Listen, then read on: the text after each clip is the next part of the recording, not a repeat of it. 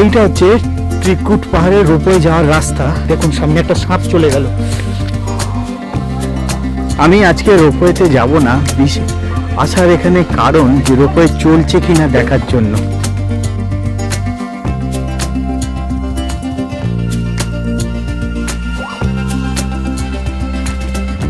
নমস্কার বন্ধুরা, আমি এখন দাঁড়িয়ে আছি নন্দন পাহাড়ে। হঠাৎ নন্দন পাহাড়ে কি করে এলাম, তাই তো সেই চিন্তা করছেন। সেটা জানতে গেলে আপনাকে বেশ কিছু ঘন্টা পেছনে যেতে হবে, তাহলে জানতে পাবেন যে আমি হঠাৎ দেওঘরের নন্দন পাহাড়ে এলাম কী করে। তো চলুন বেশ কিছু ঘন্টা পেছনে যাই। কাল রাতে আমি বিভূতি এক্সপ্রেস ধরে রাত্রির 8টার সময় হাওড়া থেকে রওনা হই, আর রাত্রির 1টার সময় আমি জেসিডিতে গিয়ে পৌঁছি। চলুন এখন যাব রিটার্নিং রুমে। ট্রেনটা এসে পৌঁছেছে 2 নম্বর প্ল্যাটফর্মে। এখন আমি এখান থেকে যাব 1 নম্বর প্ল্যাটফর্মে। সেখানে আছে রেলের রিটার্নিং রুম, যেটা আমি আগে থেকে বুক করে রেখেছি। যে কথাটা আমি আমার আগের ভিডিওতেও বলেছিলাম, জেসিডি স্টেশন কিন্তু 100% সেফ। রাত্রির 1টা বাজে, দেখুন এই দেখুন বাইরের চিত্রটা। জেসিডি একদম টোটালি সেফ। রাত্রির 1টা বাজে, কোনো ভয় নেই, নো টেনশন। এটা আমি আমার আগের ভিডিওতেও বলেছিলাম যে জেসিডি ফ্যামিলি নিয়ে ট্রাভেল করার পক্ষে অত্যন্ত সেফ, ইভেন অ্যাট নাইট। আপনার রিটার্নিং রুম বুকিং থাকলে এই 7 নম্বর কাউন্টারে আসতে হবে। সেখান থেকে ভেরিফাই করে নিয়ে যেতে হবে ইনকোয়ারিতে। চলুন ইনকোয়ারিতে যাওয়া যাবে। 7 নম্বর কাউন্টারে ভেরিফাই করার পর আপনাকে এখানে আসতে হবে, টিকিট পরীক্ষক কার্যালয়। এখান থেকে ভেরিফাই হয়ে আগে আছে ডরমেটারি, সেখানে যেতে হবে। চলুন দেখাচ্ছি। এরকম লেখা থাকবে পেড এসি প্রিমিয়াম লঞ্চ। এখান থেকে এই ওপরে দোতলায় যেতে হবে। দোতলায় আছে এসি ডরমেটারি রিটার্নিং রুম। আমি রুম পাইনি, আমি ডরমেটারি পেয়েছি। এই হচ্ছে এসি ডরমেটারি। চলো যাওয়া যাক ভেতরে। এই একটা বেড খালি আছে, এই বেডে আমাকে থাকতে হবে। এই হচ্ছে বেড, আর এদিকে বাথরুম। রিটার্নিং রুমের বাথরুমে এসেছি। দেখুন এরকম দুটো আছে ল্যাট্রিন, আর 3টে স্নান করার জায়গা, 2টো বাথরুম করার জায়গা। বিশাল বড় বাথরুম। এটা হচ্ছে জেন্টস বাথরুমটা। এখানে কোনো গিজারের ব্যবস্থা নেই। আর লেডিস বাথরুমটাও সেম। ঠিক আছে, চলুন।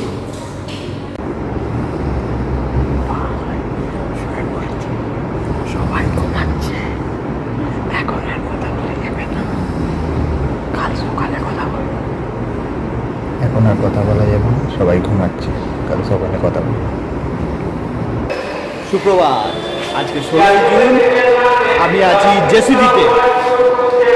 এই গাড়িটা যেটা দেখছেন, এই গাড়িটা জেসিডি থেকে বাসুকিনাথ যায়, কিন্তু গাড়িতে এত ভিড়, আমি এই গাড়িতে বাসুকিনাথ যাব না। আমি বাইরে বেরোই, দেখি অন্য কোনো গাড়ি বুক করতে পারি কিনা। এখান থেকে বাসুকিনাথ আমি যাব বাসুকিনাথ। এই যে ট্রেনটা, এই ট্রেনটা বাসুকিনাথ যায়, কিন্তু আমি যাব না এই ট্রেনে। এই ট্রেনে খুব ভিড়, তো বাইরে থেকে দেখি কোনো গাড়ি বুক করতে পারি কিনা। চলুন, এখন বাজে সকাল 6টা। আমি আছি জেসিডিতে আর যাচ্ছি বাসুকিনাথ। প্রথমে যাব বাসুকিনাথ, তারপর ওখান থেকে যাব ত্রিকুট পাহাড়, আর ওখান থেকে যাব বাবা বৈদ্যনাথ ধাম। চলুন। এই হচ্ছে জেসিডি স্টেশন, যেই স্টেশনে আমি কালকে রাতে এসেছিলাম রিটার্নিং রুমে। এখন এই জেসিডি স্টেশন থেকে বেরিয়ে বাইরে এসেছি আমি। এই গাড়িগুলো দেখছেন, এই জেসিডি স্টেশন থেকে বাইরে বেরিয়েছে এই যে অটো, এই অটোই নিয়ে যায় দেওঘর। ভাড়া হচ্ছে 20 টাকা। এখান থেকে 20 টাকা ভাড়া দিয়ে আপনি দেওঘর পৌঁছে যেতে পারবেন। কিন্তু আমি দেওঘর যাব না, আমি যাব বাসুকিনাথ। এই রাস্তা দিয়ে আমি এলাম, আর এই দিক দিয়ে যাব হচ্ছে গিয়ে বাসুকিনাথ দেওঘর, যা বলেন। এই রাস্তা চলে গেছে বাসুকিনাথ দেওঘর। এই রাস্তায় চলে গেছে বাসুকিনাথ দেওঘরের দিকে। একটা অটো বুক করেছি, ওনার নাম ইনার দেব।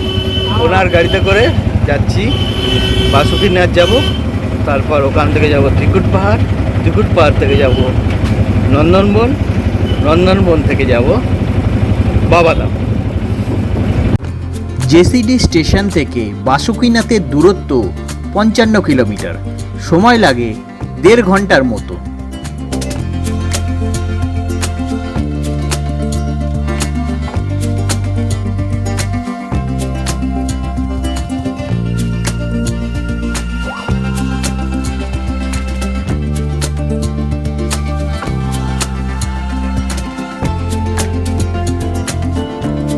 এই হচ্ছে মন্দির। এবারে এখানে যাব, মন্দিরের ভেতরে দেখি কতটা দেখাতে পারি। মন্দিরের ভেতরে গিয়ে যদি ক্যামেরা মোবাইল অ্যালাউড হয় তাহলে দেখাবো। এই হচ্ছে মন্দির, এই মন্দিরে যাইঙ্গে। এই হচ্ছে বাবা বাসুকিনাথের মন্দির। দেওঘরের কাছাকাছি দ্বিতীয় সবচেয়ে সুপরিচিত মন্দির হলো বাসুকিনাথ ধাম। ঝাড়খণ্ডের দুমকা জেলায় দেওঘর দুমকা রুটে বাসুকিনাথ মন্দিরটি অবস্থিত। হিন্দুদের কাছে এটি একটি পবিত্র স্থান। কিংবদন্তি অনুসারে সমুদ্র মন্থনের সময় ভগবান বাসুকি অর্থাৎ একজন সর্প মাথাযুক্ত দেবতা শিবলিঙ্গে বলিদান করেছিলেন। অনেক দিন ধরে এটা মনে করা হয়েছিল যে শিবলিঙ্গকে নাগেরা অর্থাৎ বিভিন্ন প্রকার সাপ দুধ দিয়ে স্নান করিয়েছিলেন, তাই এই মন্দিরটির নাম হয়েছে বাবা বাসুকিনাথ ধাম। এটা ধারণা করা হয় যে 1596 সালে এই মন্দিরটি প্রতিষ্ঠা হয়েছিল। কিংবদন্তিতে আছে বাসুকিনাথ মন্দিরের ভগবান শিবের দরবার আছে। বাসুকিনাথ ধামে শিব ও পার্বতী মন্দির একে অপরের সামনে অবস্থিত। উভয় মন্দিরের দরজা খোলার সময় ভক্তদের গেটের সামনে দাঁড়াতে মানা করা হয়, কারণ এটা মনে করা হয় যে ভগবান শিব ও মাতা পার্বতী সেই সময় মিলিত হন। প্রতি বছর শ্রাবণ মাসে দেশের বিভিন্ন প্রান্ত থেকে হাজার হাজার মানুষ এখানে জড়ো হয় ভগবান শিবের উপাসনা করার জন্য। এছাড়াও সারা বছর এখানে দেশের বিভিন্ন প্রান্ত থেকে আসা মানুষের ভিড় লেগেই থাকে। এই হচ্ছে ভেতরে যাওয়ার রাস্তা, এখানে লাইন পড়েছে, ঢুকতে হবে। এই হচ্ছে মেন মন্দিরে ঢুকছি।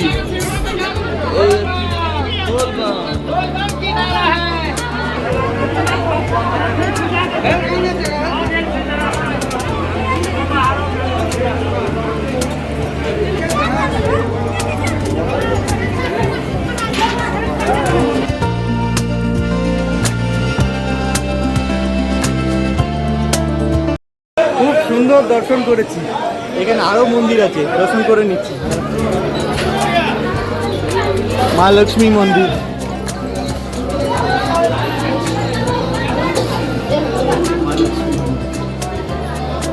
এইটা হয়ে গেল বাবা বাসুকিনাথের মন্দির, আর পাশে আছে পার্বতী মন্দির। চলুন এটা দর্শন করে বেরিয়ে যাব।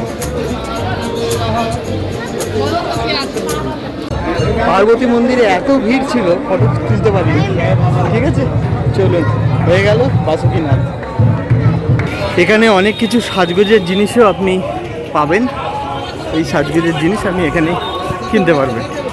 চলুন এবার আগে যাওয়া যাক, আগে গিয়ে যাই ত্রিকুট পাহাড়। আপনারা বাসুকিনাথ এলে সকাল সকাল আসবেন, একদম তাড়াতাড়ি দর্শন হয়ে যাবে। যেমন দেখুন আমি 20 মিনিটের মধ্যে আমার দর্শন হয়ে গেল। রাস্তা ধরে আমরা যাবো চক দেওঘর। রাস্তাটা দেখে না, বাসুকিনাথ, আমরা ডান দিকে চলে যাবো দেওঘর। এখান থেকে আমরা ডান দিকে ঘুরে যাচ্ছি ত্রিকুট পাহাড়ের দিকে। দেওঘরের রাস্তা বাসুকিনাথ থেকে ত্রিকুট পাহাড়ের ডিস্টেন্স 35 কিলোমিটার, সময় লাগে 1 ঘন্টার মতো। দেখুন ত্রিকুট পাহাড়ের এই রাস্তার সৌন্দর্য অসাধারণ। এর আগেও আমি এসেছিলাম, আমার এই রাস্তাটা খুব ভালো লেগেছিল।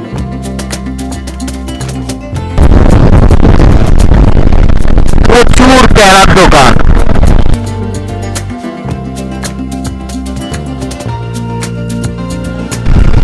এই আমরা ত্রিকুট পাহাড়ের দিকে ঘুরছি।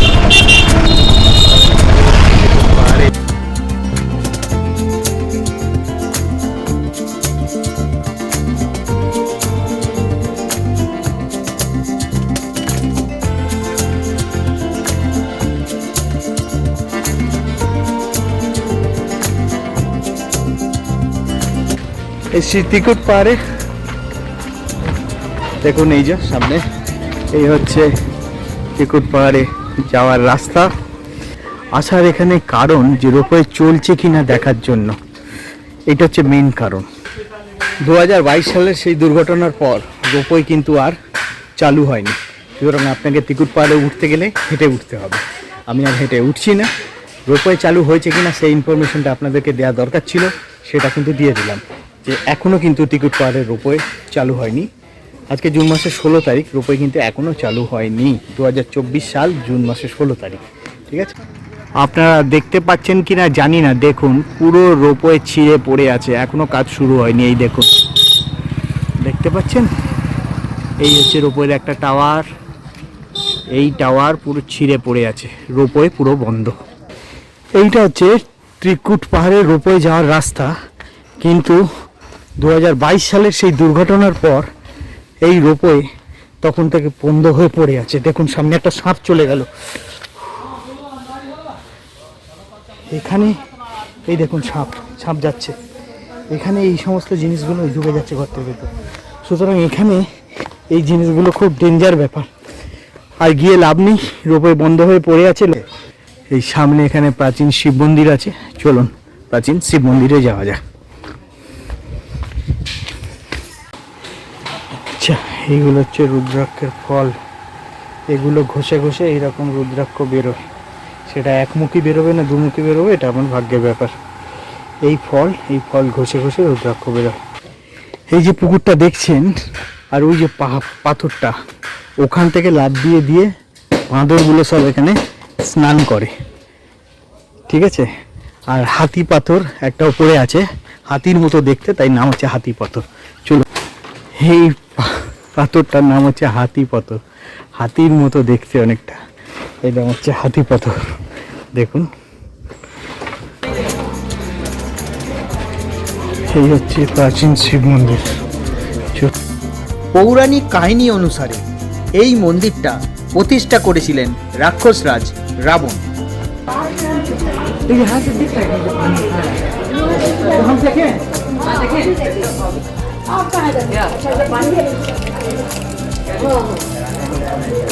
अच्छा, यहाँ पे रावण ने पूजा किया, ब्रह्मा विष्णु महेश्वर तीनों देवता का दर्शन हुआ। कितना साल पुराना है? রাবণ এখানে পুজো করে ব্রহ্মা বিষ্ণু মহেশ্বরের দর্শন পেয়েছিল।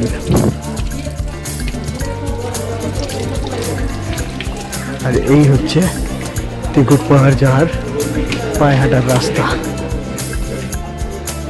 না, এটা বৈষ্ণবী কালী মন্দির, ওপর দিয়ে চলে গেছে ত্রিকুট পাহাড় রাস্তা। চলুন আগে এই মন্দিরটা দর্শন করে নিই।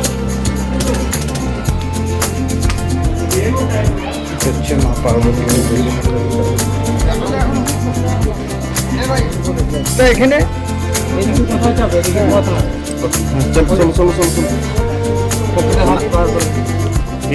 একটা গণেশ মন্দির আছে, চল গণেশ মন্দিরটাকে দর্শন করে নেওয়া যাক, তারপর নয় উপরে যাওয়া যাবে। এই হচ্ছে গণেশ মন্দির,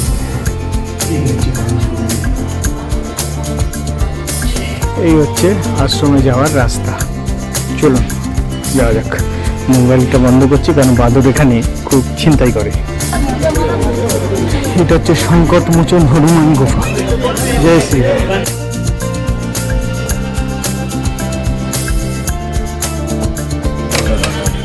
এই হচ্ছে আশ্রম, ত্রিকুটাঞ্চল আশ্রম।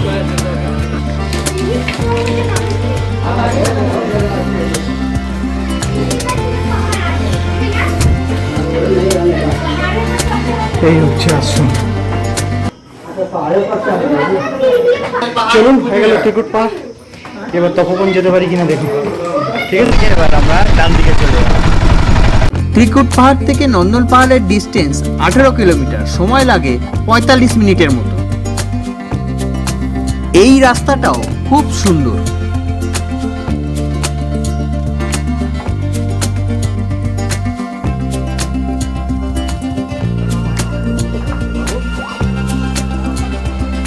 তো আমরা এসেছি তপবনে। এখানে ঢোকার মুখে আপনাদেরকে একটা কথা খেয়াল রাখতে হবে, গাইড আপনাকে ছেঁকে ধরবে। তাদের থেকে বাঁচিয়ে আপনাকে উপরে আসতে। তপবনে একটি শিবলিঙ্গ প্রতিষ্ঠিত আছে। লোকে বলে এই শিবলিঙ্গটা অনেক প্রাচীন এবং বহুকাল ধরে তার পুজো হয়ে আসছে। এছাড়া এই তপবনে শ্রী শ্রী বালানন্দ ব্রহ্মচারী তপস্যা করে মহাদেবের দর্শন পেয়েছিলেন। তপবন পাহাড়ে আসার প্রধান উদ্দেশ্য হচ্ছে এখানে একটা হনুমান মন্দির আছে, সেটা দর্শন করা।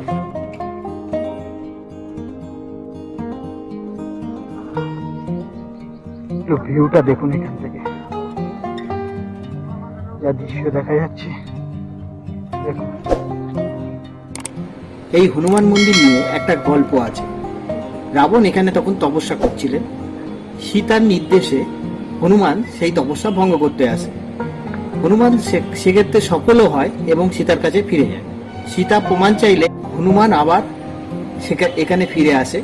ফিরে এসে একটি পাথরের মধ্যে নিজের আঙুল দিয়ে 11 বার তাতে আঘাত করে। পাথরটি ভেঙে যায় এবং তাতে হনুমানের প্রতিচ্ছবি দেখা যায়। সেই থেকেই সেখানে হনুমান মন্দির প্রতিষ্ঠিত হয় এবং তার পূজা আজও হচ্ছে।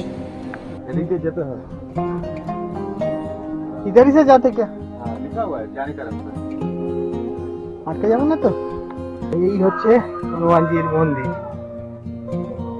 ভেতরে যাওয়ার রাস্তা আছে, চলুন যাওয়া যাক।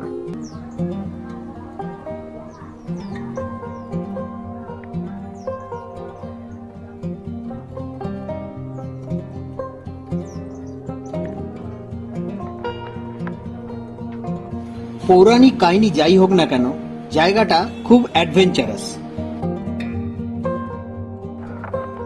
এই হচ্ছে রাস্তা।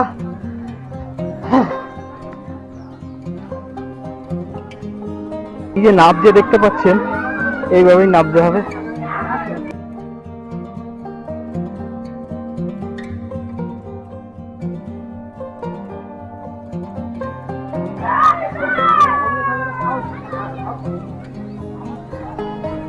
এই যে নাবতে দেখছেন, এবার আমি নাববো। নামার ভিডিওটা দেখাতে পারছি না, নাহলে আমার ব্যালেন্স হারিয়ে। নিচে নামার সময় দেখলাম সেখানে অনেক দোকান বসেছে। তো এই হলো এখন যাচ্ছি অনুকূল আশ্রম।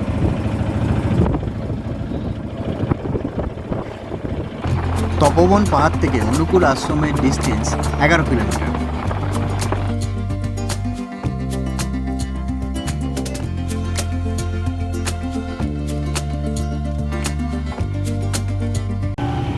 এখন এসছি অনুকূল আশ্রম। এইখানে ছবি তোলা যাবে না, গেটের বাইরে থেকে ছবি তোলা যাবে। এই হচ্ছে অনুকূল আশ্রম। এখানে থাকারও ব্যবস্থা আছে, অনলাইনে বুকিং করতে হয়। যাদের কার্ড আছে, অনুকূল ঠাকুরের যে সংগঠন তাদের কার্ড আছে, সেখান থেকে তারা বুকিং করতে পারবেন। তো দেখে নিন, gate opening time, prayer time হচ্ছে 12টা, আর 3:30 থেকে 8:30 অবধি। এই হচ্ছে এখানকার আশ্রমের গেট।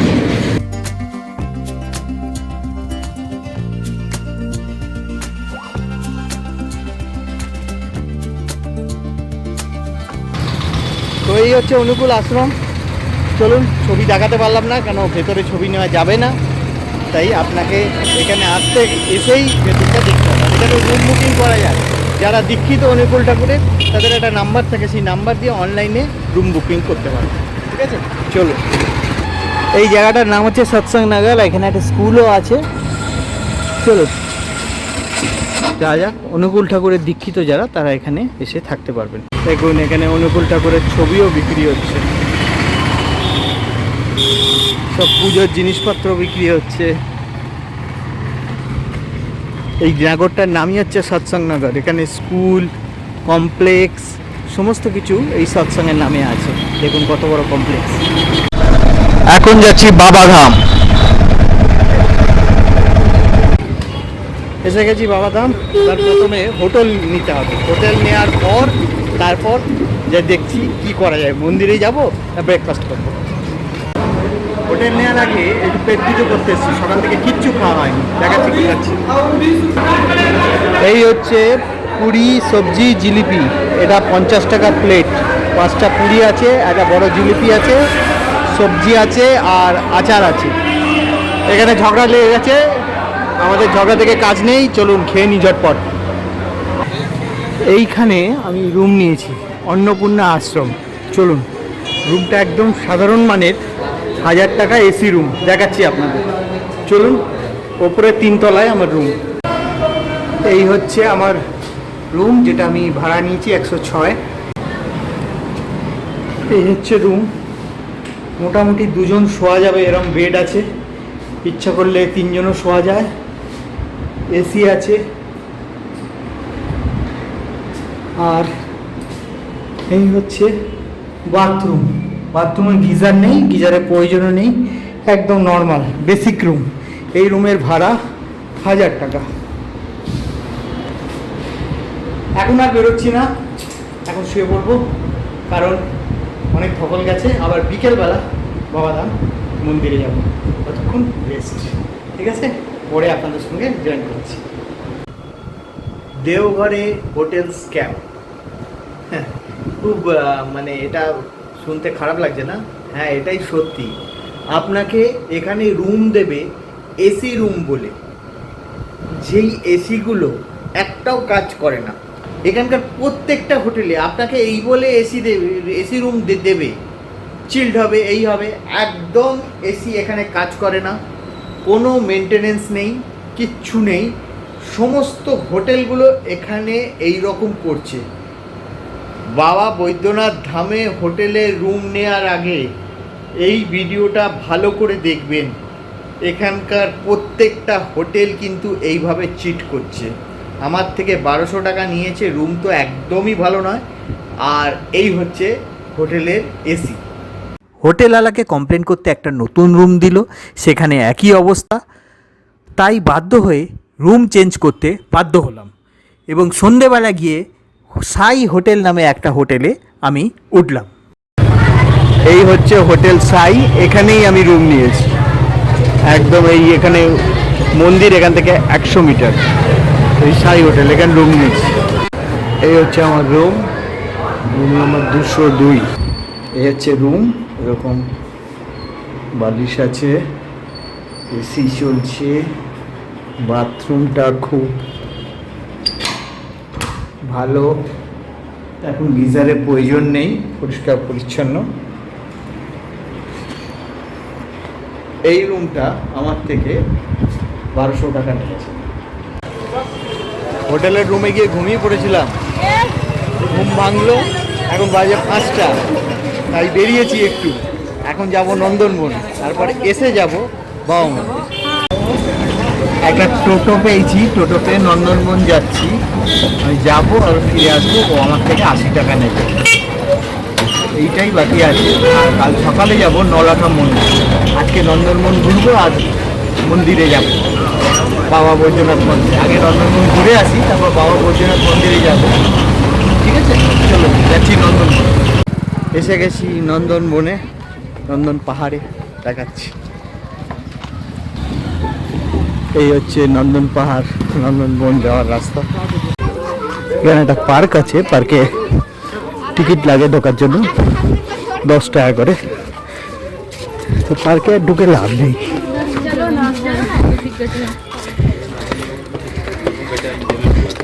এই হচ্ছে পার্ক, টিকিট নিয়ে ঢুকছে। কিছু নিয়ে একটু খেলার জায়গা, বসার জায়গা লোকাল লোকেদের জন্য।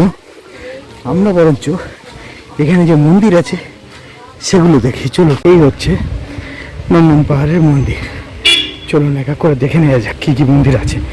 মন্দির তো নয়, মন্দির কমপ্লেক্স। ঠিক আছে, মা শীতলা মন্দির,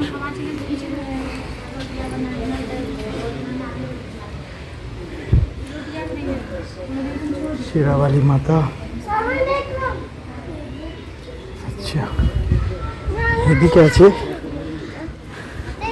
হনুমান মন্দির।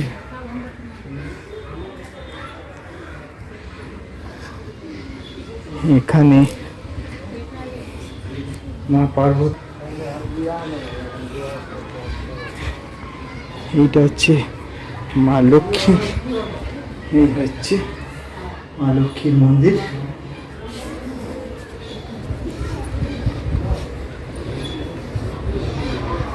এখানে হচ্ছে চিত্রগুপ্ত ভগবান।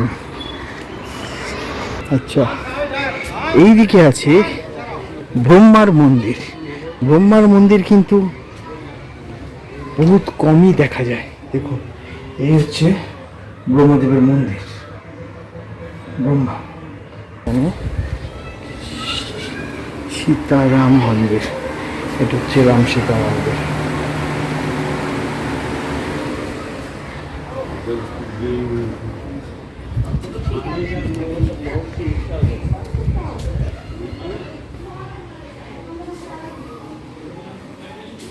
এইটা হচ্ছে ভোলেনাথের মন্দির। তো এই হচ্ছে নন্দন পাহাড়। আর সর্বশেষ হচ্ছে সরস্বতী মন্দির। এইটাই হচ্ছে নন্দন পাহাড়। এই হচ্ছে নন্দন পাহাড়। ঠিক আছে, চলুন এবার ভোলেনাথের মন্দিরে যাওয়া যাক। এইখান থেকে বাবা মন্দিরে যাওয়ার লাইন লাগে, চলুন যাওয়া যাক।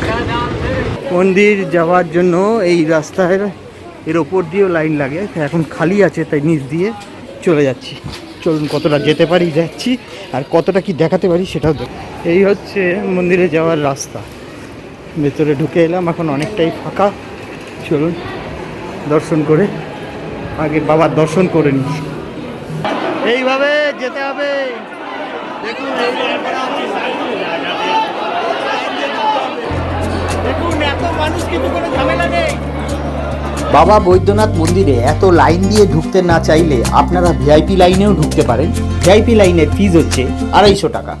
ত্রেতা যুগে লঙ্কার রাজা রাবণ চেয়েছিলেন যে তার রাজধানী হবে স্বয়ংসম্পূর্ণ এবং সকল শত্রুর থেকে মুক্ত। তার মনে হয়েছিল ভগবান শিব যদি সেখানে স্থায়ীভাবে বসবাস শুরু করেন তবে তা সম্পূর্ণ হবে। তিনি ভগবান শিবের তপস্যা করেন। খুশি হয়ে ভগবান শিব তাকে দেখা দিয়ে একটা শিবলিঙ্গ দেন এবং বলেন লঙ্কায় গিয়ে প্রতিষ্ঠা করতে। শর্ত অনুযায়ী পথে কোথাও থামা যাবে না। রাবণ খুশি হয়ে সেই শিবলিঙ্গ নিয়ে লঙ্কার পথে রওনা হন, কিন্তু পথে প্রকৃতির ডাকে সাড়া দেওয়ার জন্য ব্রাহ্মণরূপী বিষ্ণুর হাতে সেই শিবলিঙ্গ দিয়ে তিনি প্রকৃতির ডাক সারতে যান। ফিরে এসে দেখেন যে সেই ব্রাহ্মণ সেখানে শিবলিঙ্গটি প্রতিষ্ঠা করেছে। সেই জায়গাটা হলো আজকের এই দেওঘর, এবং সেই শিবলিঙ্গটা হলো এই বৈদ্যনাথের জ্যোতির্লিঙ্গ, যেটা 12টা জ্যোতির্লিঙ্গের একটা জ্যোতির্লিঙ্গ। বৈদ্যনাথ মন্দির ছাড়াও আরো অনেক মন্দির আছে, এক এক করে সব দেখাচ্ছি। দেখুন, এইটা হচ্ছে মা তারা মন্দির।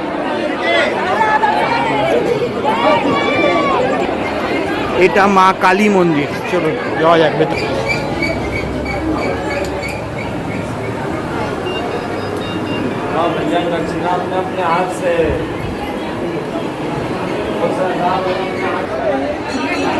মা অন্নপূর্ণা মন্দির।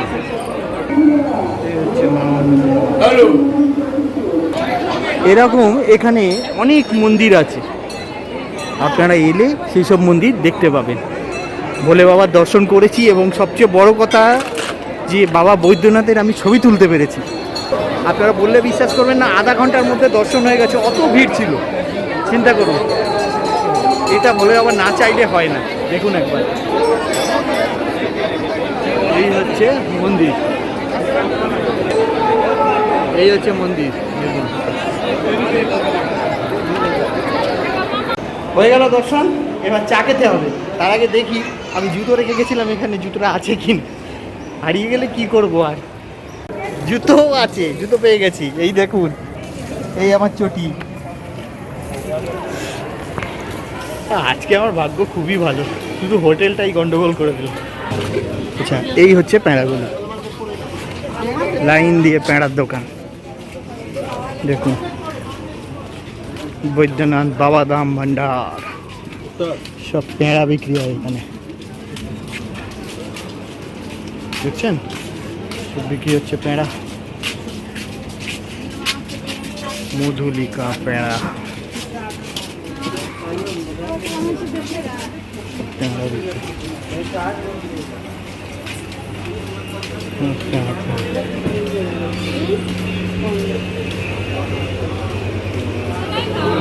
দুদিকে পেঁড়ার দোকান।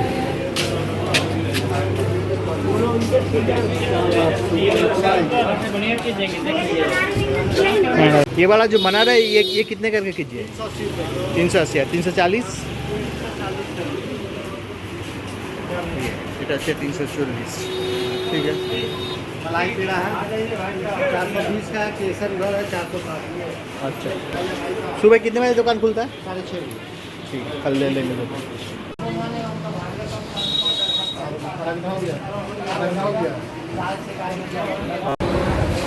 ডিনার করতে এসেছি, যে হোটেলে রয়েছি সেই হোটেলের নিচেই খাবার দাবারের দোকান, সেখানে ডিনার করতে এসেছি।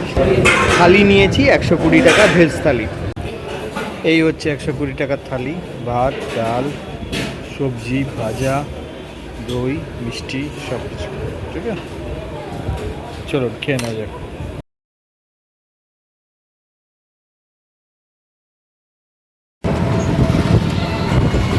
এখন যাচ্ছি নলাখা মন্দির, আর আজকে এই নলাখা মন্দির হবে আমার এই ট্যুরের শেষ ডেস্টিনেশন। ঠিক আছে, রাস্তা একটা টোটো পেয়ে গেছি, সেই টোটো করে যাচ্ছি নলাখা মন্দিরে। এই আমি ঢুকছি নলাখা মন্দিরে। এখানে এলে কিছু লোক আছে যারা আপনার থেকে এক্সট্রা পয়সা নেওয়ার জন্য উঠে পড়ে লেগে যাবে। তাদের থেকে সামনে কোনো রকম এক্সট্রা পয়সা দেবেন না, এখানে কোনো রকম পয়সা লাগে না। এই মন্দিরটি নির্মাণ করেন রানী চারুশীলা দেবী, যিনি কলকাতার পাথুরিয়াঘাটার বাঙালি রাজপরিবার ঘোষ পরিবারের অন্তর্ভুক্ত ছিলেন। চারুশীলা দেবী তার স্বামী অক্ষয় ঘোষ ও পুত্র যতীন্দ্র ঘোষকে অকালে হারান। সেই শোকে তিনি বাড়ি ছেড়ে চলে যান শান্তির সন্ধানে। পরে দেওঘরে থাকাকালীন চারুশীলা দেবী সাধক বলানন্দ ব্রহ্মচারীর সঙ্গে দেখা করেন, যার আশ্রমে তিনি কিছুক্ষণ অবস্থান করেছিলেন। তার পরামর্শে এই মন্দিরটি তিনি নির্মাণ করেন। এই মন্দিরটি নির্মাণ করতে প্রায় 9 লক্ষ টাকা খরচ হয়েছিল, সেই জন্য এই মন্দিরের নাম হয় নলাখা মন্দির। এই মন্দিরটির নির্মাণ কার্য শেষ হয় 1940 সালে।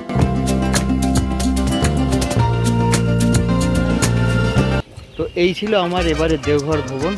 ভিডিওটা কেমন লাগলো বলবেন, ভালো লাগলে লাইক আর শেয়ার। আমার চ্যানেলে নতুন হলে সাবস্ক্রাইব করার সঙ্গে বেল আইকনটা অন করে দেবেন, তাতে যখনই আমি একটা নতুন ভিডিও দেবো তার ইনস্ট্যান্ট নোটিফিকেশান আপনার কাছে। আজ এই অবধি।